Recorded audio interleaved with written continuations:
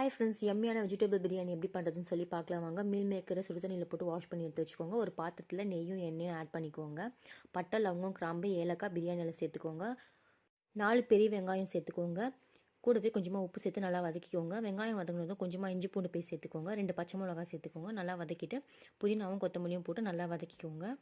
1/4 table spoon மஞ்சத்தூள், 1/2 table spoon chilli powder, 1/2 table spoon garam masala சேர்த்து நல்லா வதக்கிக்கோங்க. கூடவே கொஞ்சமாக தயிர் ஆட் பண்ணி நல்லா வதக்கிக்கோங்க. 4 மீடியம் சைஸ் தக்காளி போட்டு நல்லா வதக்கிக்கோங்க. இதெல்லாம் நல்லா வதங்கினதும் கேரட், பீன்ஸ், பட்டாணி, உருளைக்கிழங்கு, கொஞ்சமாக உப்பு சேர்த்து நல்லா வதக்கிக்கோங்க. வெஜிடபிள்லாம் நல்லா வதங்கினதும் ரைஸ்க்கு தேவையான அளவு தண்ணி ஆட் பண்ணிக்கோங்க. தண்ணி நல்லா கொதித்து வந்ததும் நம்ம ஊற வச்சு எடுத்துருக்க ரைஸை போட்டு லைட்டாக மிக்ஸ் பண்ணிக்கோங்க. அப்புறம் நம்ம க்ளீன் பண்ணி வச்சுருக்க மீல் மேக்கரையும் அது கூட சேர்த்து லைட்டாக மிக்ஸ் பண்ணி க்ளோஸ் பண்ணி வச்சுருங்க. 1/2 அன் ஹவரில் வெஜ் பிரியாணி ரெடி ஆகிடும். இந்த வீடியோ உங்களுக்கு பிடிச்சிருந்தா மறக்காமல் நம்ம சேனலை சப்ஸ்கிரைப் பண்ணிவிடுங்க.